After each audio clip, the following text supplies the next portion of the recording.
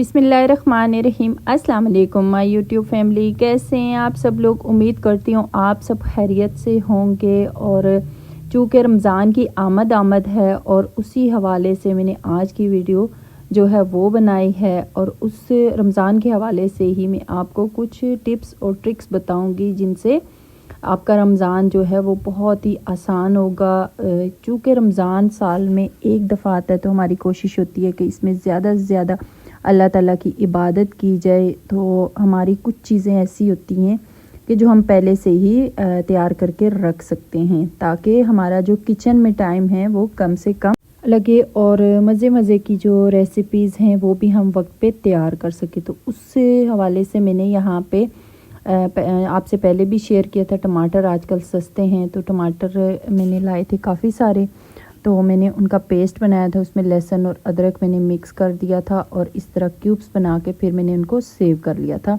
फिर ये एक जार है जिसके अंदर मैंने चटनी का सारा सामान बना के रख लिया था, जिसमें मैंने पुदीना, हरा धनिया, हरी मिर्चें और थोड़ा सा लहसुन और अदरक ये भी मैंने डाल के इसका पेस्ट बना के वो भी मैंने एक बड़े जार में सेव कर लिया था। और साथ में ही ये लहसुन था, मेरी अम्मी आई हुई थी मेरे घर रहने के लिए, तो उनसे मैंने बोला मुझे लहसुन छील के दें ताकि लहसुन भी ज़्यादा क्वांटिटी में मैं पेस्ट बना के रख सकूं। पेस्ट तो नहीं है, ये लहसुन को मैंने चॉप करके फिर जार में सेव कर लिया था। और ये सारी चीज़ें मैं फिर रख दूँगी फ्रिज में। और अक्सर होता है कि लहसुन अदरक का जो पेस्ट होता है वो थोड़ा सा ग्रीन सा हो जाता है, तो उसके लिए फिर मैंने इसमें क्या ऐड किया है ये आगे चल के वीडियो में मैं आपको बताऊंगी। फिर यहाँ पे लेमन में लेके आई थी, उनका भी मैंने जूस निकाला था, उससे मैंने क्या बनाया है। और एंड में फिर लेमन के जो छिलके रह गए थे उनसे मैंने बहुत ही मज़े की खट्टी मीठी लीमू की चटनी मैंने बनाई थी जो कि बहुत ही मज़े की थी। जार भर के मैंने बनाया था, एक जार मैंने ख़ुद बनाया था, एक छोटी सिस्टर को मैंने दिया था जो कि बहुत ही मज़े की बनी थी। तो यहाँ पे ये आप देख सकते हैं, सबसे पहले मैंने यहाँ पे लहसुन और अदरक ले लिया था जो मैंने चॉप करना था और चॉप करके इसको मैंने सेव करना था ज़्यादा टाइम के लिए। तो यहाँ पे मेरे पास आधा किलो लहसुन था और एक पाव से थोड़ी सी ज़्यादा अदरक थी जो कि अम्मी ने लहसुन मुझे छील के दिया है, अदरक फिर मैंने ख़ुद ही छील ली थी और उसको फिर मैंने एक चॉपर में डाला है और इसको मैंने कर लिया था चॉप। ये आप देख सकते हैं चॉप करने के बाद जो अदरक और लहसुन है उसकी लुक कुछ इस तरह की आई है। आप इसका पेस्ट भी बना सकते हैं लेकिन मैंने पेस्ट नहीं बनाया था, मैंने इसको जस्ट चॉप किया था। यहाँ पे अब मैंने सारा जो साइडों पे था वो भी मैंने इकट्ठा कर लिया था। और अब इसमें एक टिप ये है कि लहसुन अक्सर ग्रीन हो जाता है, इसका पेस्ट हम लोग रखें या चॉप करके रखें तो उसका जो कलर है वो चेंज हो जाता है। तो हमने कलर चेंज ना हो उससे बचने के लिए यहाँ पे 2 से 3 टेबलस्पून मैंने ऑयल डाला है और अगेन मैंने जो चॉपर है इसको चला लिया है। इससे ये होगा कि आपका जो लहसुन अदरक है इसका जो कलर है वो चेंज नहीं होगा।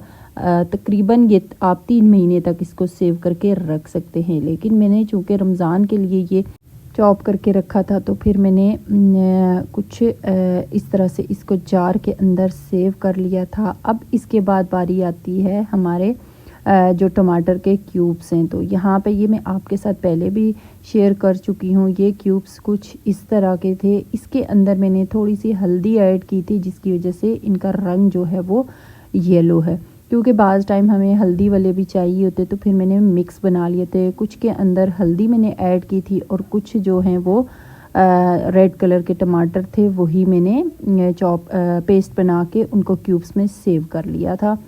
ये यहाँ पे आप देख सकते हैं सारी चीज़ें मैंने रख ली थी जार के अंदर। फिर मैंने आपको पहले भी बताया है कि मैंने हरा धनिया, हरा पुदीना और लहसुन, थोड़ी सी अदरक और साथ में हरी मिर्चें डाल के मैंने पेस्ट बना लिया था और ये पेस्ट मैंने जार में रख लिया था। और ये सारी चीज़ें जो हैं ये मैंने रख ली थी अपने फ्रिज में। जो क्यूब्स हैं वो मैंने फ्रीज़र में रखे थे, बाकी ये जो पेस्ट है चटनी का और साथ में चॉप किया हुआ लहसुन अदरक है ये मैंने रख लिया था फ्रिज में।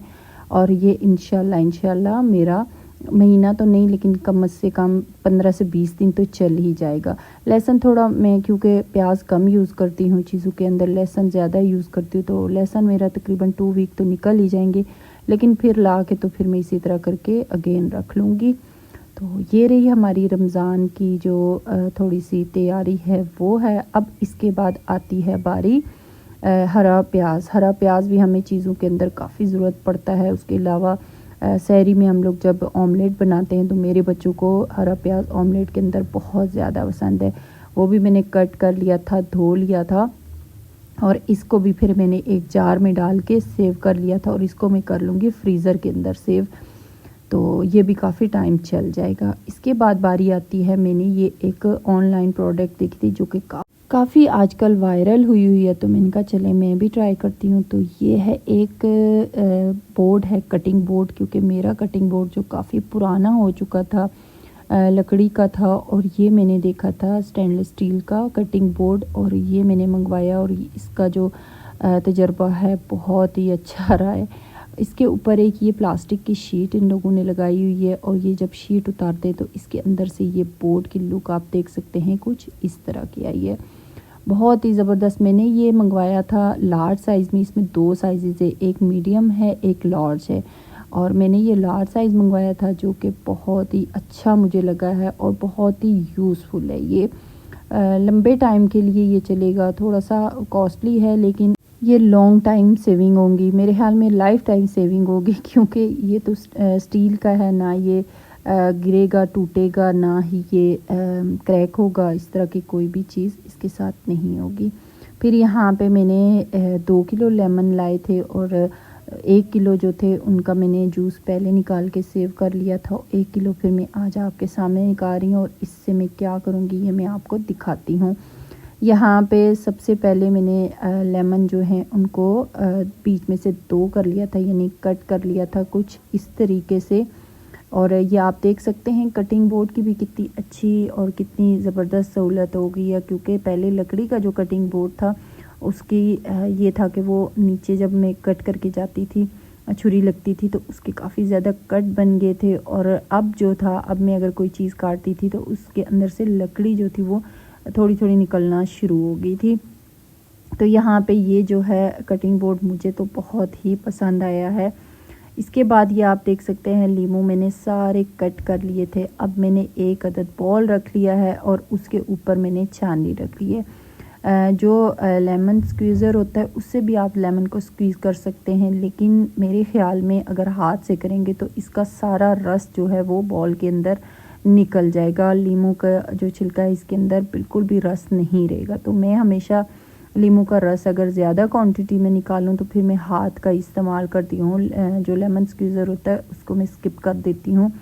तो यहाँ पे हाथ की मदद से ही मैंने सारे जो लीमू थे उनको स्क्वीज़ कर लिया था। और ये आप देख सकते हैं आजकल जो लीमू आए हुए हैं उनके अंदर रस भी काफ़ी ज़्यादा है, और ये जो लीमू है इनका जो छिलका है ये भी मीठा होता है, इसको कागज़ी लेमन कहते हैं।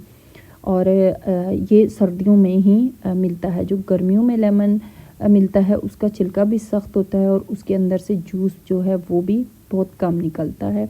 यहाँ पे आप देख सकते हैं जूस मैंने निकाल लिया है और ये जूस है मेरे पास तकरीबन आधा किलो जूस था। आधा किलो फिर मैंने और निकाला हुआ पहले से सेव किया हुआ था, तो ये मेरे पास तकरीबन 1 किलो जो है वो लेमन का जूस जो है वो मैंने निकाल के ये आपके सामने देख सकते हैं कुछ इस तरह का है।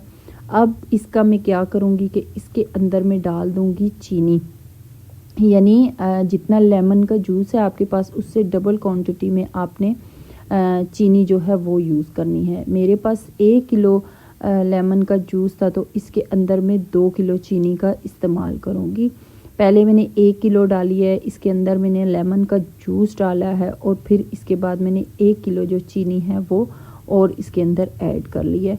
अब इस चीनी को मैं कर लूँगी मिक्स, अच्छे तरीके से मिक्स करके इसको मैं रख दूँगी। और जब सारी जो हमारी चीनी है वो जूस के अंदर मल्ट हो जाएगी तो फिर जैसे मैंने ये टमाटर के क्यूब्स बना के रखे हुए हैं, टमाटर के पेस्ट के क्यूब्स, इसी तरह ये क्यूब्स ज़्यादा से बना के इनको भी मैं सेव कर लूँगी अपने फ्रीज़र में, ताकि जब भी हम लोग जूस बनाएं या कोई भी शिकंजी बीन नींबू पानी कुछ भी बनाएं तो उसके अंदर 1 से 2 क्यूब्स आप डाल देंगे तो वो बहुत ही अच्छा टेस्ट आएगा।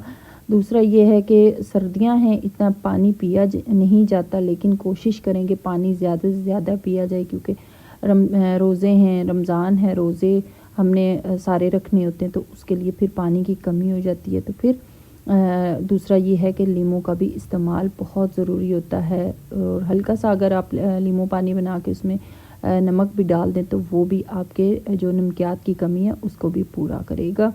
फिर यहाँ पे मेरे पास जो लीमू के छिलके थे वो थे कुछ इस तरीके के।